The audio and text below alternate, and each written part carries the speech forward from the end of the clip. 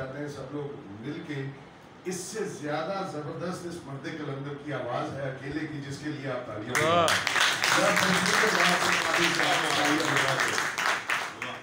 मेरे समेत आप में से बहुत सारे लोग इस बात के गवाह होंगे कि हम जब भी फैसलाबाद से बाहर कहीं किसी दूसरे कॉलेज किसी दूसरे शहर जाते हैं तो वहाँ जाके किसी से तारुफ हो तो वो पूछते आप कहाँ पढ़ा, तो हम जब उनको ये कहते हैं कि गवर्नमेंट कॉलेज सन्नाबाद, अगला जुमला ये होता है रियाज कादरी साहब वाला कॉलेज। वाह।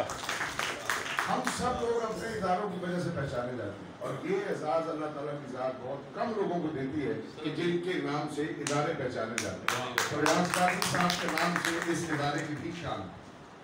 अब मैं कुछ चीज़ें लिख के लाया था क्योंकि मैं शायर नहीं हूँ, ना ही मैं ताहिर अशरफ की तरह खूबसूरत आदमी, तो कुछ चीज़ें मैं लिख के लाया था, वो मैं कोशिश करूँगा कि आपके गोश गुजार करें। कादरी साहब एक ऐसी शख्सियत है, या बैनर भी देख रहे हैं, इसमें एक चीज़ सही है और एक गलत है। मैं इस तकरीब को बहुत ज़्यादा आंसुओं से और बहुत वो नहीं करना चाहूँगा कि कादरी साहब अब रिटायर हो रहे हैं और जुदा हो रहे हैं। कादरी साहब कहीं नहीं जाएंगे, वो एक या दूसरे तरीके से यहीं पे मौजूद रहेंगे इंशाल्लाह हमारे साथ। तो एक अहद और एक शख्सियत लिखा हुआ है। ये एक अहद वाली बात तो समझ आती है कि कादरी साहब की जितनी सर्विस है, जितना उनका टेन्योर है, वो एक अहद तो है, लेकिन शख्सियत एक नहीं है, वो एक से ज्यादा बल्कि कई हजार शख्सियात के मालिक हैं।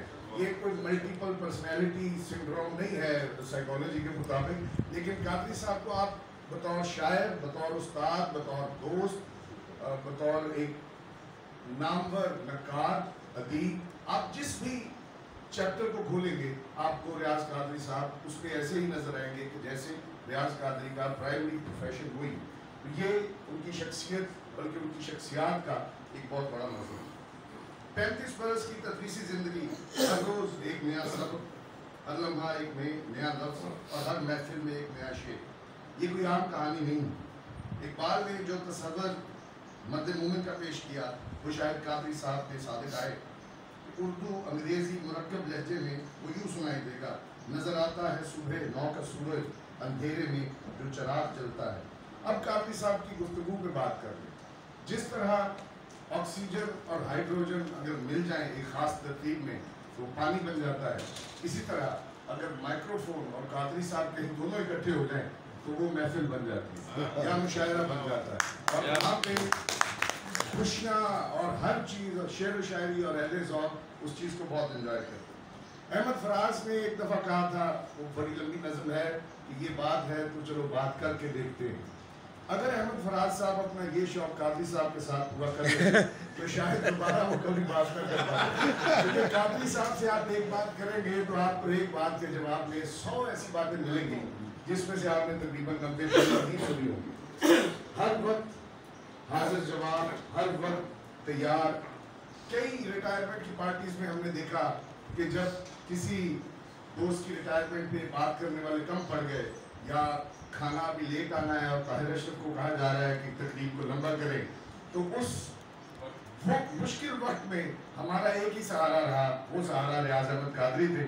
रियाज अहमद कादरी साहब, और वो ऐसे नहीं कि उन्होंने आगे कोई ऐसी बात की, वो बाकायदा वजन में गज़ल कहेंगे, नज़म कहेंगे। उसी टाइम बैठे बैठे कई दफ़ा का मैं गवाह हूँ कि कादरी साहब ने बैठे बैठे कई शख्सियात पे नज़में और गज़लें लिखी। तो ये इनका एक कमाल है। कादरी साहब जब गुफ्तगू करते हैं खासतौर पे माइक पे तो वक्त का एहसास बिल्कुल नहीं होता, सिर्फ कादरी साहब से। लेकिन सामीन जो हैं उनको कादरी साहब की बातें बहुत, हम चूँकि शायद इस हिसाब से कि बाद